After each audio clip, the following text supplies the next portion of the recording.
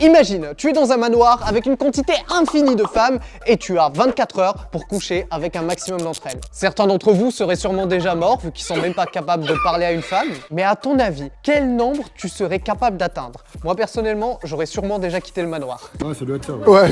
Peu importe ce que tu as pu répandre, que ce soit 10, 20, peut-être 30, tu es sûrement loin, mais alors très loin de ce qu'a fait une star OnlyFans. Oui, parce que maintenant, il y a des stars OnlyFans, bienvenue en 2025. Je pense qu'on est tellement l'espèce la plus évoluée sur Terre qu'on a réussi à désévoluer. Vraiment, rien ne me choque plus après ça. Tu me dis qu'on a été capable de retransformer un humain en singe, je te crois. Mais moi, j'en ai eu partout sur Facebook. Je te jure, entre les photos de la tata qui montre ses vacances, le cousin qui a son anniversaire, bah, je tombe sur la tête de Bonnie Blue qui vient et qui ressort une nouvelle drama, une nouvelle actualité entre elle et Lily Phillips. Lily Phillips, c'est qui? C'est sa copine. Elle a couché avec son mec en 24 heures. Vous inquiétez pas, on va passer par tous les détails de cette histoire. Donc prenons notre temps, discutons. La femme qui a couché avec 1000 hommes en 24 heures, c'est parti! Notre histoire commence avec Lily Phillips, une star OnlyFans, née le 23 juillet 2001. Elle a fait des études à l'université et s'était lancée en parallèle sur OnlyFans. Sauf qu'elle trouvait que l'université,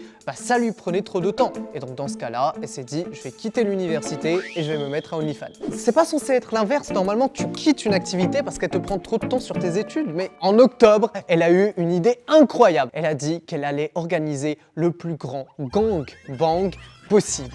What?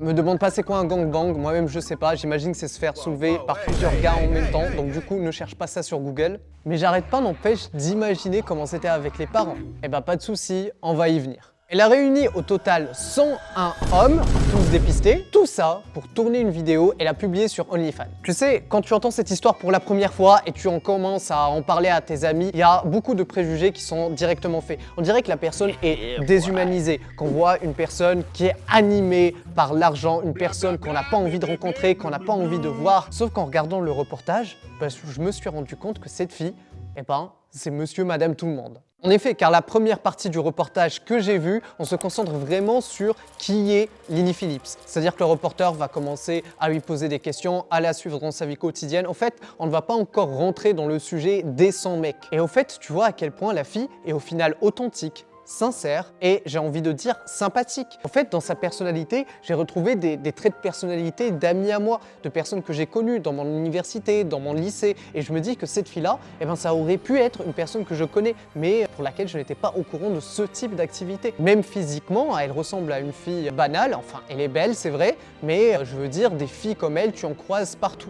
Et donc petit à petit, le sentiment de dégoût se fait remplacer par le sentiment de pitié. Et il te fait poser de réelles questions. Qu'est-ce qui amène des filles totalement normales à prendre ce chemin? Est-ce que la pudeur est devenue une notion aussi banale? Est-ce que ce n'est pas la faute des hommes qui sont prêts à payer et du système qui nous pousse à faire de l'argent? Est-ce que mon ex va revenir?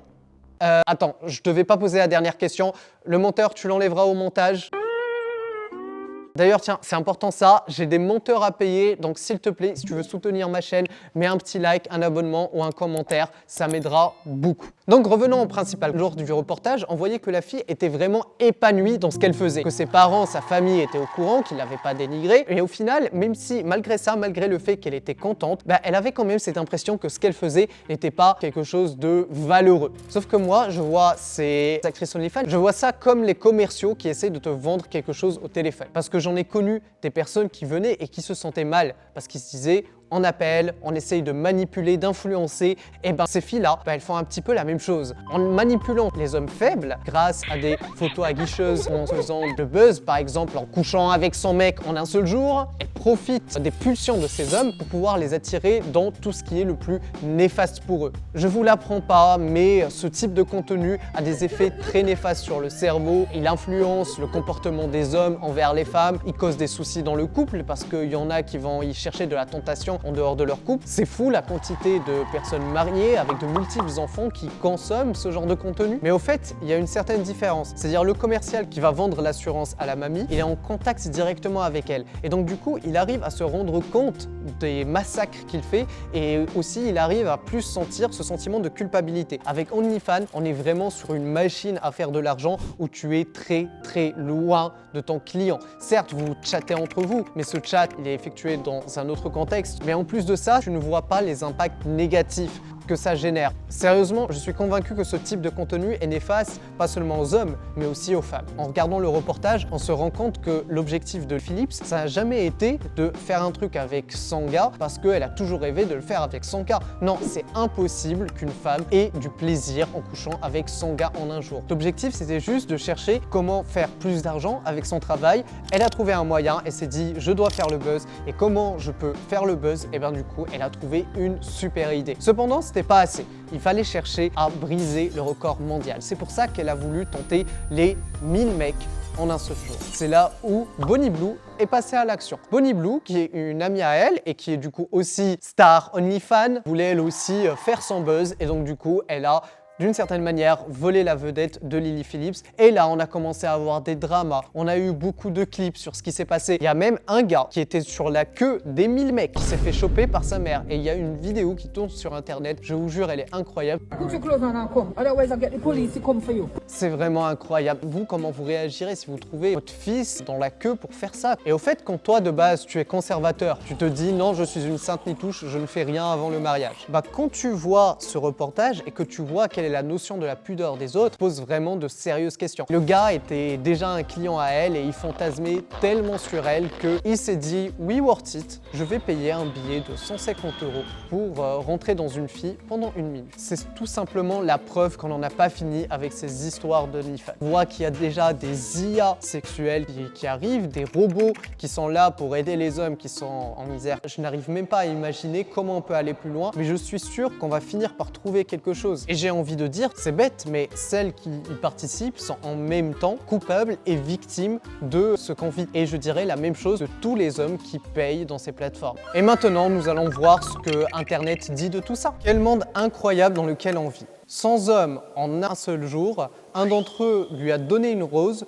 toute une équipe qui est là à la supporter dans ce qu'elle fait, et à la fin, elle finit par manger son dîner toute seule. C'est exactement ça, sachant qu'au fait, il y a tellement de personnes qui ont dû aller tremper leur meuf en passant dans cette file. Tu vas me dire sur 100 personnes, sur 1000 personnes, il y en a forcément. Et ça montre tout simplement qu'on se trompe dans notre manière d'aimer. L'acte est devenu, au lieu de devenir un acte amoureux, est devenu tout simplement un acte animal. C'est très bizarre, c'est comme regarder une personne qui est en train de faire un suicide, mais qui est toujours vivante. Son âme a été écrasée, il reste que du vide dans son corps. C'est vrai qu'il soulève un point très intéressant et que j'ai pas abordé dans cette vidéo, c'est aussi les dégâts que ça fait à la personne en elle-même, d'accord? Je me demande combien d'années d'espérance de vie elle a perdu après cet événement. Et j'ai pas vu la deuxième partie, mais de ce qu'en disent les personnes, c'est que tu voyais une mort vivante complète. Ce n'est pas du dépassement de soi, c'est de la mutilation. Elle et tous ces hommes font des dégâts irréversibles à eux-mêmes. Priez pour eux. Priez pour le monde, les amis. On va tous finir en enfer à ce rythme. Elle est tellement concernée par ce que les hommes vont ressentir qu'elle oublie complètement de se poser la même question pour elle. Et c'est vrai. Quelque chose que j'avais adoré, c'est qu'on voit une Lily Phillips qui a beaucoup de sympathie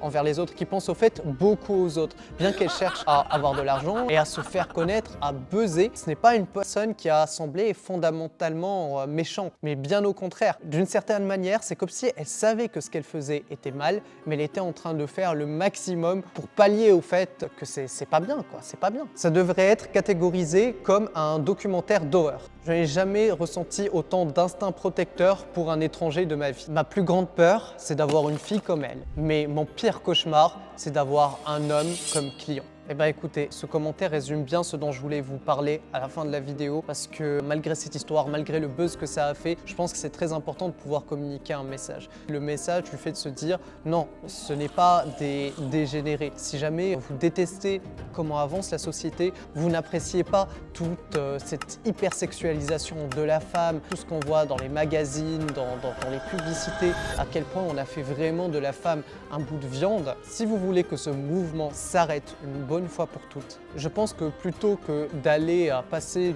son énergie à gueuler, à mépriser, à insulter, je pense que c'est très important qu'on se demande comment on peut faire pour que ça n'arrive jamais autour de nous. Il faut commencer à parler et surtout à faire de la prévention, à montrer quelles sont les bonnes valeurs à nos enfants, à être nous-mêmes un exemple en termes de valeurs. C'est en devenant quelqu'un d'inspirant qu'on va réussir à inspirer les autres. Si pour toi, la condition de la société est si importante, alors modifie-la en prenant soin de ta tante.